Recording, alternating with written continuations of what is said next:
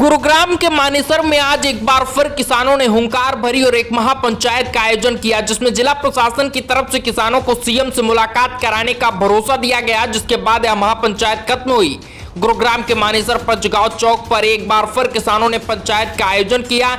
इस पंचायत में मानेसर के कासन गांव सहित कई गांवों की 1810 एकड़ जमीन को सरकार की तरफ से 2011 में अधिग्रहण किया गया, लेकिन उसी अधिग्रहण को लेकर किसान लगातार प्रदर्शन और पंचायत कर रहे हैं। इस दौरान अब तक किसान हरियाणा के मुखिया मनोहर लाल से कई बार मुलाकात कर चुके हैं, लेकिन उनकी समस्या का समाधान नहीं हुआ। दरअसल किसानों की मांग है कि उनका उचित मुआवजा दिया जाना चाहिए। उसके बाद हरियाणा सरकार की तरफ से नो लिटिगेशन पॉलिसी से भी किसान सहमत नहीं हो पाए और लगातार अपना मुआवजा बढ़ाने की मांग कर रहे हैं। तो वहीं इस किसानों की पंचायत को देखते हुए भारी पुलिस बल की तैनाती प्रशासन की तरफ से की गई, ताकि किसान दिल्ली जयपुर हाईवे को जाम न कर पाए। और उसी को देखते हुए जिला प्रशासन की तरफ से एसडीएम मौके पर पहुंचे, जिन्होंने हरियाणा के मुख्यमंत्री मनोहर लाल से 3 तारीख को किसानों के साथ ऑन टेबल बातचीत कराने का आश्वासन किसानों को दिया और कहा कि अगर 3 तारीख को भी उनकी सीएम से मुलाकात के बाद भी सहमति नहीं बनती है तो आने वाले 19 तारीख को एक बार फिर महापंचायत करेंगे और उसके बाद आगे की रणनीति बनाएंगे।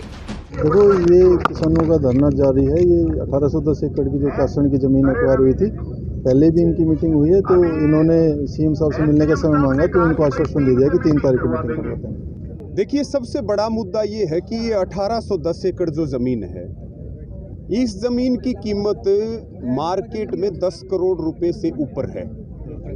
सरकार इसको लगभग 50 लाख रुपए में लेना चाह रही है। 16-17 महीने से यहाँ लगातार आंदोलन चल रहा है। अलग अलग विधायकों से लेकर के मंत्री, मुख्यमंत्री, अधिकारियों तक में बात हुई।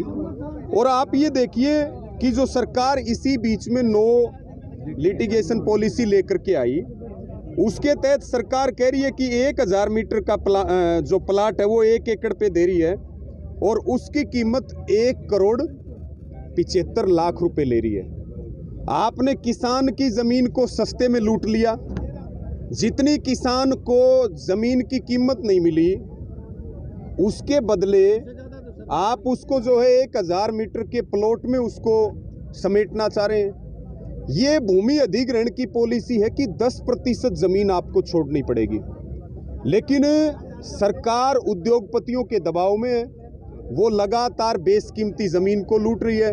और यहाँ मानेसर में 1810 एकड़ के किसानों की यही एक स्पष्ट डिमांड है कि या तो मार्केट रेट के हिसाब से अगर ज़्यादा ज़रूरत है तो ज़मीन ले लो, और नहीं तो जैसे बावड़ में आपने सेक्शन 4 लगने के बाद अवार्ड के बाद आपने किसानों को ज़मीन वापस की, ऐसे ही आप यहाँ भी किसानों को ज़मीन वापस करो। ये गाँव की ज़मीन है, देहात की ज़मीन है। गाँव उजड़ जाएंगे, गाँव बर्बाद होंगे और ये बहुत अच्छी फसल इस ज़मीन में होती है।